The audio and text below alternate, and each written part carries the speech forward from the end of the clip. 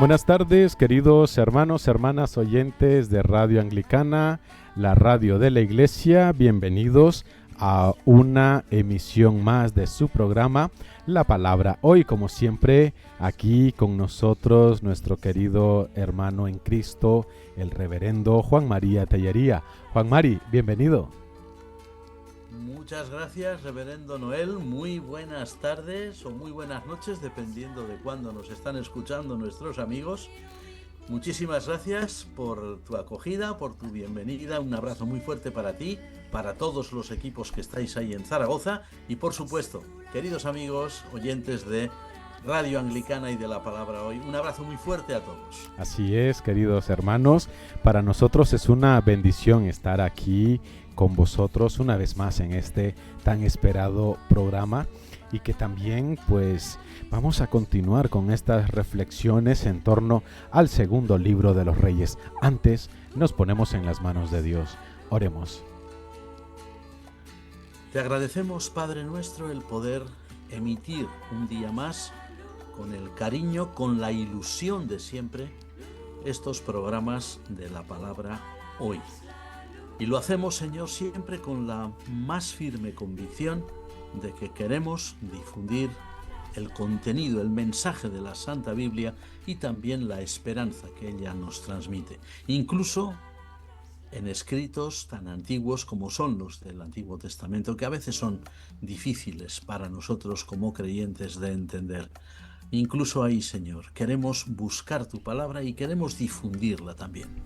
Gracias por permitírnoslo y seguimos acordándonos, Señor, en este día de todas las personas que sufren en el mundo por mil y un motivos, y te pedimos también, Señor, por la paz tan necesaria. En el nombre del Padre, del Hijo, del Espíritu Santo. Amén. Amén. Amén. Tu palabra es la luz. Pues como os decía anteriormente, vamos a continuar con estas reflexiones en torno al segundo libro de los reinos, o segundo libro de Reyes, como también les solemos llamar. Vamos a seguir con este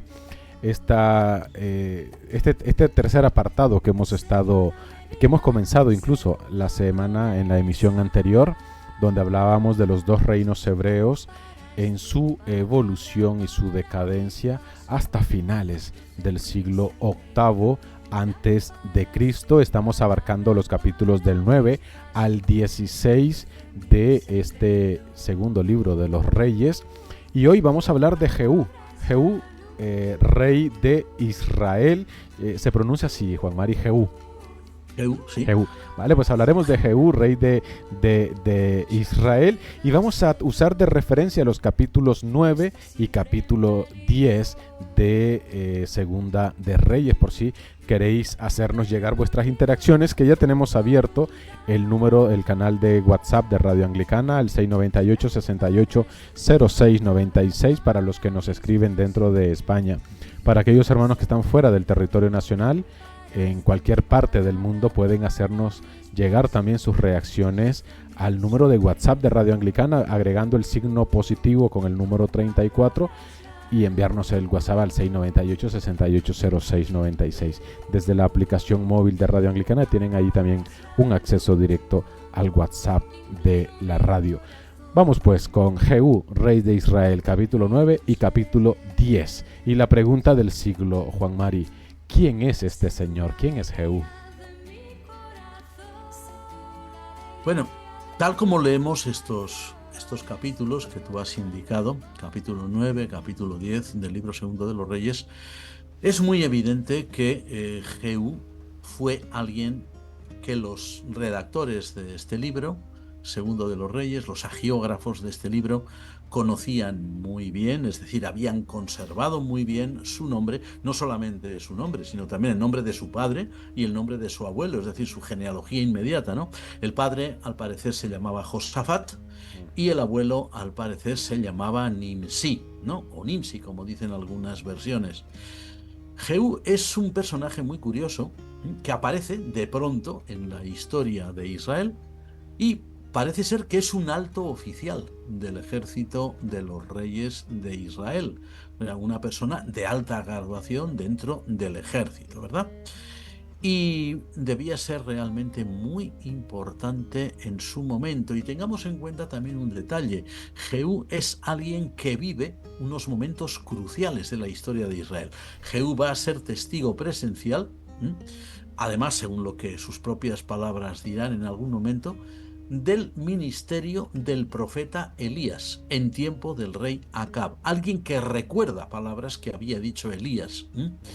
Y todo ello contribuye a hacer de él pues una figura de una alta relevancia y desde luego un dignísimo candidato al trono de Israel en un momento de indecisión, un momento de revuelta, de decadencia, de problemas exteriores contra los sirios, descontento generalizado del pueblo, o sea, problemas internos frente a la dinastía de Acab, ¿no? La dinastía de los omritas, que al parecer el pueblo llano y sencillo, aborrecía. Este Y es Jehú. sí, ¿y cómo llega al poder este señor, Juan Mari? Bueno, pues llega al poder por lo que hoy llamaríamos nosotros un golpe de Estado. Un golpe de Estado clarísimo, ¿no? Hoy, si queremos ser más exactos, por medio de un pronunciamiento militar, como tantas veces ha sucedido en la historia y en distintos lugares. Un golpe de Estado o un pronunciamiento contra la dinastía reinante, contra los omritas.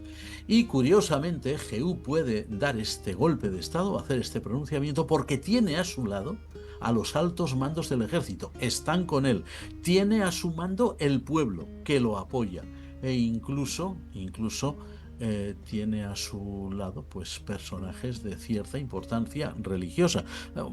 A ver, Jehú lo tenía todo en bandeja para poder dar ese golpe, hacer ese pronunciamiento militar, e incluso se encontraba con una especie de carta blanca para asesinar a todas las personas de la dinastía reinante porque las consideraba realmente un problema para la nación. ¿Qué papel juegan? Has dicho que tenía este señor casi todo en bandeja, ¿no? Para llegar al poder y tal. ¿Qué papel juegan los representantes del yavismo tradicional en toda esta historia, Juan Mari? Bueno, el texto nos narra de una forma muy clara que uno de los llamados hijos de los profetas, o sea, de aquellas cofradías de profetas que había en Israel, uno de esos hijos de los profetas, no sabemos quién sería, cómo se llamaba, pero sí sabemos quién lo envía, que es el propio profeta Eliseo, a este lo conocemos bien, y lo envía con la misión de ungir a Jehú como rey. Ungirlo con aceite, derramando aceite sobre su cabeza, aceite que llevaba en una redoma, siguiendo de esta manera aquella antigua tradición, aquella antigua costumbre que había iniciado en su momento el profeta Samuel cuando ungió a Saúl y luego ungió a David. A ver, y esto es algo que no es simplemente es un detalle sin importancia. Esta unción, efectuada por un profeta, bajo las órdenes de otro gran profeta como es Eliseo, el gran maestro Eliseo.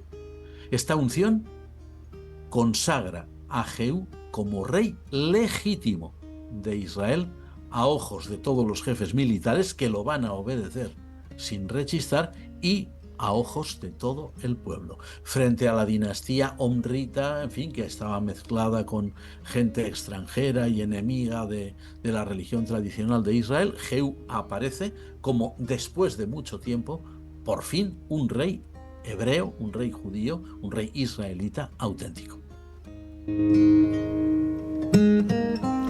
Igual rápidamente podemos responder esta pregunta que nos hace un fiel oyente de nuestra radio en Valladolid, Juan Mari, y nos dice: he escuchado en muchas ocasiones sobre la tradición yavista y la tradición eloísta. ¿Me podéis decir así a grandes rasgos qué es esto? Sí, es muy rápido. Son tradiciones desde el punto de vista literario, ¿no? De los textos, tal como vienen escritos en el Antiguo Testamento.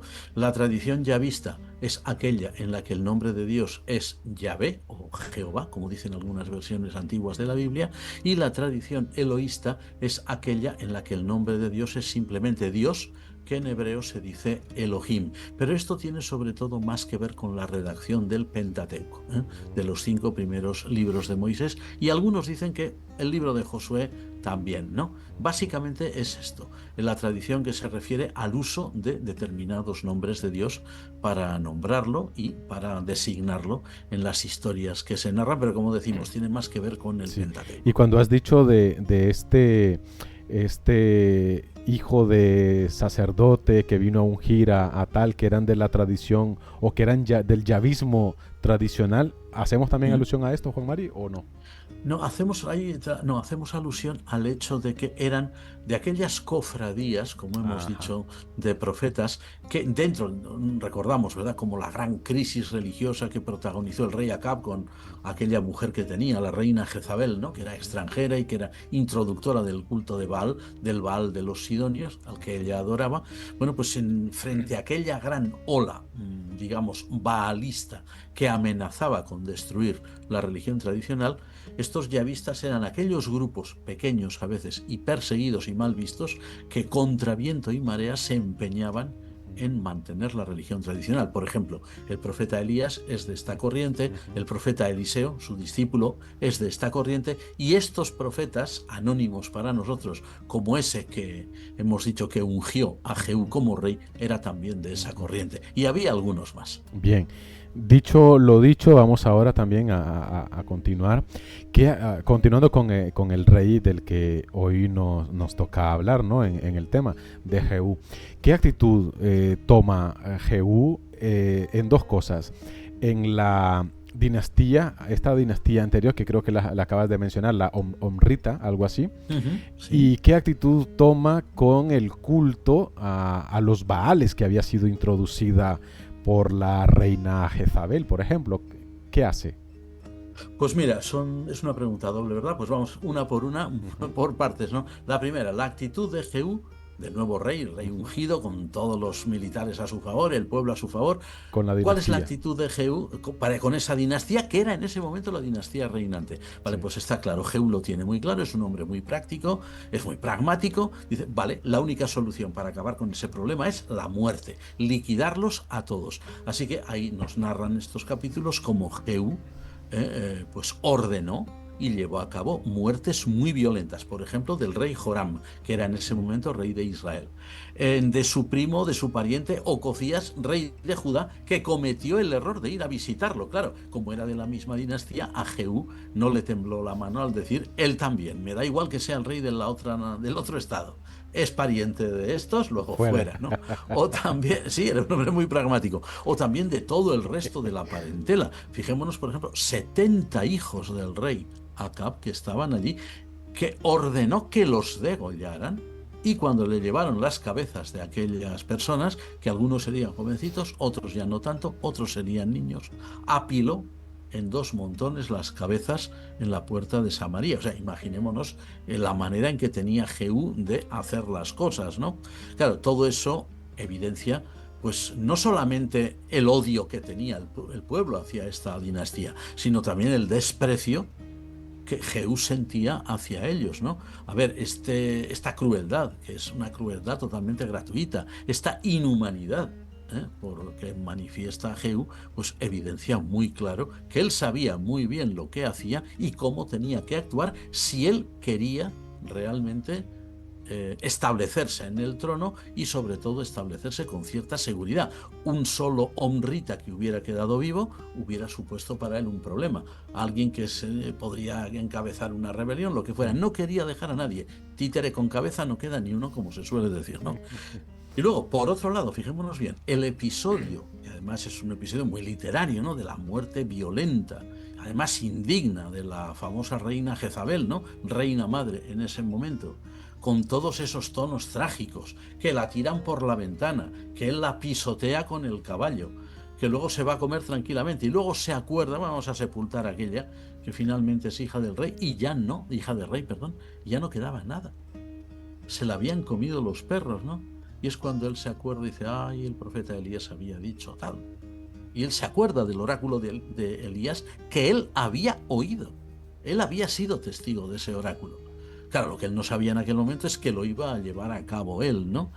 Bueno, pues todo esto evidencia, evidentemente, que Jehud sabía perfectamente bien que no debía quedar nadie. Por otro lado, la segunda parte de tu pregunta, Noel, Sí. preguntabas qué hizo Jehú con el culto Con de el Baal. culto a Bueno, los pues, Baales, sí. pues si a la dinastía reinante la trató así, ya nos podemos imaginar que con el culto de los Baales no tendría ningún miramiento. Además, que la historia lo cuenta con toda claridad.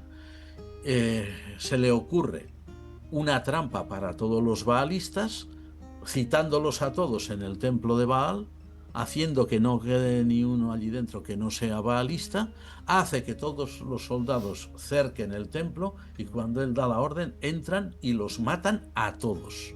No queda ni uno, ni un solo adorador de Baal. Y luego dice que el templo aquel lo convirtieron en letrinas, vamos, lo peor que se podía imaginar, ¿no? Además, incluso en esta ocasión, fijémonos bien en un detalle que a veces pasa desapercibido.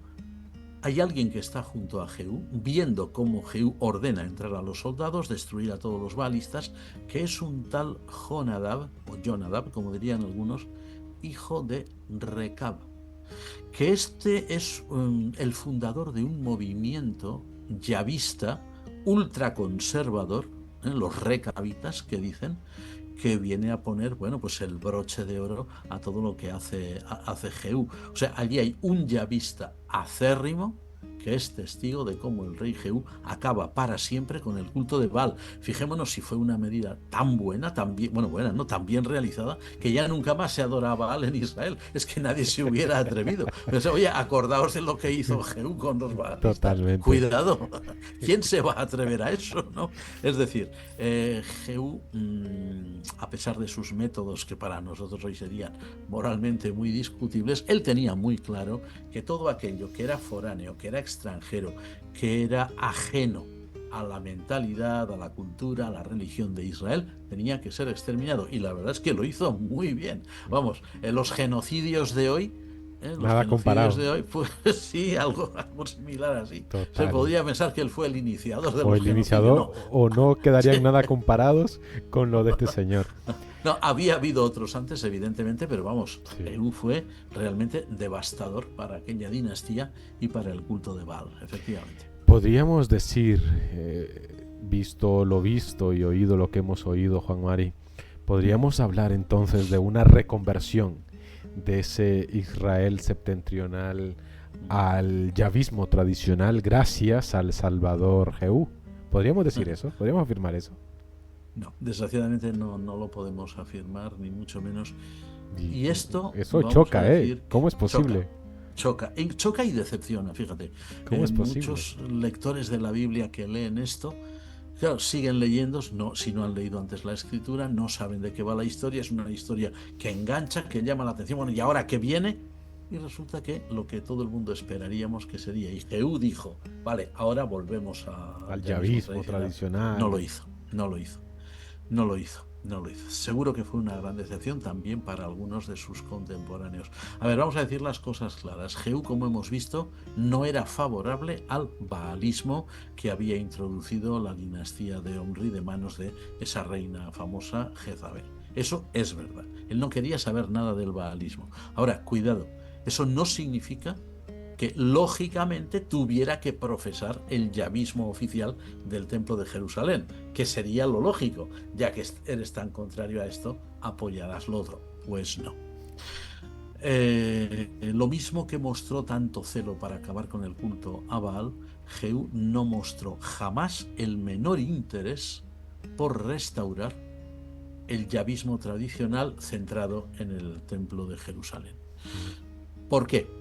Bueno, pues porque Jehú luchó contra el baalismo de una forma más política que religiosa. No parece un hombre muy religioso. Simplemente es alguien que utiliza la religión, como hacen muchos, o han hecho muchos y harán muchos, Para llegar al pues poder. como una herramienta, efectivamente, para llegar al poder, para establecerse en el poder y para realmente, pues, crear un Estado fuerte y un Estado firme. Fijémonos que ni bajo el reinado de Jehú, ni bajo el reinado de ningún otro de los monarcas que le sucedieron en el trono de Israel, Israel del norte, jamás hubo un regreso masivo de los israelitas septentrionales al culto del templo de Jerusalén. ¿Debió haber excepciones? Sin duda. Y la Biblia a veces deja alguna pincelada por ahí de que pudo haberlas, pero serían muy escasas, serían, como solemos decir, habas contadas. Nunca una reconversión nacional. Eso no se dio nunca en Israel. Sí, realmente sorprende porque uno espera, ¿no? El Salvador con tanto celo, tanto empeño que ha mostrado y luego, una vez conseguido, pues ala, ahí os quedáis y ya os apañáis. Bueno, prácticamente como todo el que toca el poder, pues se agarra de todo lo que puede y luego lo suelta tal a como lo ha agarrado. ¿Qué visión nos dan los agiógrafos de este señor, de Jehú, Juan Mari? Aparte de esta visión que ya nos hemos creado tú y yo. Sí. Bueno, hay que reconocer que los autores del Libro de los Reyes, los agiógrafos, como decimos, alaban a Jehú, incluso aplauden esa forma tan radical que tuvo de acabar con los somritas, una dinastía a la que todo el mundo odiaba, y sobre todo acabó con el baalismo, eso todo el mundo lo aplaudió, ¿no? Incluso es curioso, registran, leemos aquí en estos capítulos, una promesa que Dios le da a Jehú de que su dinastía duraría 4 generaciones. Habría 4 reyes de la dinastía de Jehú al frente del estado, aquel antiguo estado de Israel. Pero, por el otro lado, son realistas también y niegan que el reino de Jehú fuera un reino todopoderoso. Al contrario, lo que dejan entender es que fue un reino más bien débil, ya en el propio tiempo de Jehú, un reino que estaba siempre en guerras contra sus enemigos fronterizos y que las invasiones de los enemigos lo que hacían era mermarle, quitarle territorio. O sea, Israel era un reino que se iba debilitando poco a poco. Para nosotros hoy, lectores cristianos de la Biblia, ¿no? Bueno, pues Jehú es un personaje, lo vemos como un personaje brutal en exceso, ¿no? Cruel hasta unos extremos que no son justificables. Podía haber muy bien acabado con todo aquello, no de esas formas tan bruscas, desagradables, sí. tirar a alguien por la ventana, pisotearla con el caballo, cortar cabezas y amontonarlas. Todo eso eran rasgos de crueldad muy propios de la época, pero que para nosotros hieren nuestra sensibilidad, ¿no? Es un personaje, como decimos, muy brutal, muy cruel, es manipulador, emplea la religión como un instrumento, una carta más a su favor para establecerse en el poder. No es, desde luego, un buen ejemplo a seguir. Moralmente, nosotros no podemos encontrar ahí un buen ejemplo a seguir, aunque sí que encontramos, lógicamente, que Dios, a pesar de todo, tuvo misericordia de él e incluso le prometió eso, pues que habría pues un breve tiempo, una dinastía, 4 reyes de su familia ocuparían el trono de Israel. O sea que siempre estamos ahí, como pasa siempre en los libros de los reyes, por un lado la realidad del pueblo que es desagradecido, que se aleja de Dios, que nunca vuelve realmente a él, pero por otro lado Dios que está siempre presente y que Dios no olvida a su pueblo y que Dios en el fondo lo sigue protegiendo, lo sigue guardando a pesar de todo. Totalmente, me has pillado con el vaso de agua, Juan Mari. Vaya, no, está bien, hay que hidratarse y sobre todo en estos calores. En estos días sobre todo. Totalmente. Bueno, pues queridos hermanos oyentes de Radio Anglicana, aquí lo vamos a dejar. Ya hemos conocido a este personaje que encontramos en estos 2 capítulos, de capítulo 9 y capítulo 10 de Segunda de Reyes de Jehú. Hemos ya pues analizado, hemos reflexionado sobre la figura de Jehú y hemos pues llegado al final de nuestro espacio, no sin antes agradecer siempre con todo el corazón y con todo el afecto de nuestra alma a nuestro querido Juan Mari por el tiempo que nos dedica. Yo sé que él nos va a devolver la pelota. Claro, y que además de corazón, hombre. Pues pero quiero que... Agradecido yo. Pero quiero que lo sepas, Juan Mari, de que es para nosotros una bendición tenerte aquí en Radio Anglicana. Nuestros oyentes, realmente no solo te lo digo yo, te lo digo en nombre de nuestros oyentes porque es lo que ellos nos hacen saber que para ellos... A todos de corazón. Totalmente, porque para ellos, Juan Mari, quiero que también seas consciente de ello. Este programa es una bendición y muchos dicen pues que dan gracias a Dios constantemente. Voy a ser poco humilde, pero lo hacen por ti. Dan gracias a Dios por ti, dan gracias a Dios por mí, dan gracias a Dios por Radio Anglicana, porque este espacio no te imaginas el bien que ha hecho, sobre todo en el acercamiento hacia Dios por medio de su palabra, pero un acercamiento, no sé cómo calificarlo, Juan Mari, porque dicen que es un acercamiento tan tierno, tan dulce, tan sencillo y sobre todo sin miedo a la palabra de Dios. Y esto lo agradecen a la palabra hoy, por ende a ti. Gracias, Juan Mari, por de verdad, este regalo. Amigos, le quito un poquito de tiempo a mi amigo y hermano Noel, y compañero de ministerio, pero os doy las gracias de corazón. Porque si algo, recuerdo ya hace años que estamos ahí en antena, cuando el reverendo Noel y un servidor hablábamos de hacer un programa de estas características, digamos, un programa que permita que la gente se acerque a la Biblia con cariño, con ganas de aprender y para disfrutar de su contenido. Si vosotros pensáis que lo estamos consiguiendo, ya sabéis a quién hay que dar las gracias. Totalmente. Es que nuestros oyentes, tenemos algunos que vienen desde el principio de los tiempos, como dijo uno por ahí.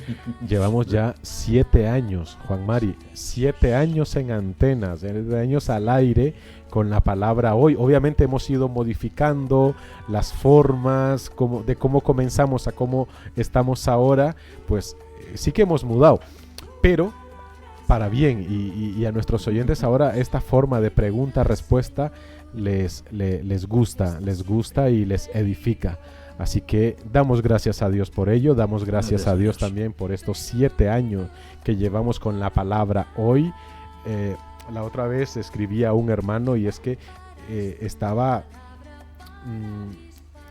entusiasmado por todo el material que encontró de la palabra hoy en YouTube. Es que todo lo tenemos en YouTube a nuestros oyentes, todo el material, incluso desde el comienzo, desde el principio, casi desde el principio, tenemos allí gran parte de los materiales de la palabra hoy. Así que muchísimas gracias a nuestros oyentes, porque como también bien lo dice nuestro querido reverendo, es gracias a ellos que la palabra hoy tiene sentido aquí en la radio, porque si solamente lo haríamos para ti y para mí, Juan Mari, pues poco valor tendría. Podríamos hacerlo por teléfono en conversación privada. Claro, totalmente. Así que llegamos al final. Muchísimas gracias por esto. Por estos 9 años quería hacer este hincapié y tal. Luego también por nuestros oyentes que constantemente nos hablan de la bendición que ha sido para ellos la palabra hoy en sus vidas. Así que gracias a Radio Anglicana, gracias a Juan Mari, gracias a nuestros oyentes, todo esto es posible y principalmente gracias al Espíritu Santo, que es el verdadero intérprete de la Escritura y el que nos ayuda a nosotros y ayuda a nuestros oyentes, pues para entender, y nos guía y nos orienta y nos recuerda. Y sobre todo, a mí me emocionó, Juan Mari, cuando me dijeron esto de que se acercan a la palabra de Dios ahora sin miedo y gracias a la palabra hoy. Para mí eso fue, mira, vale la pena que sigamos otros 7 años. Sí, si Dios quiere. Solo por eso. Más. Y más si fuera necesario. Ahí está. Bueno, pues entonces, después de este momento de emoción que hemos experimentado desde los estudios de Radio Anglicana y desde la redacción de la palabra hoy, gracias a todos. Nos encontramos dentro de 8 días, si Dios así lo permite. Alabado sea Jesucristo. Amén. Pero tu palabra es la luz. Firme está adelante, pues desde la fe. Usted está en sintonía de Radio Anglicana, transmitiendo vía internet en www.radioanglicana.es. También puede escucharnos en su dispositivo móvil, descargando nuestra aplicación para Android e iOS. Radio Anglicana, la voz de la Iglesia.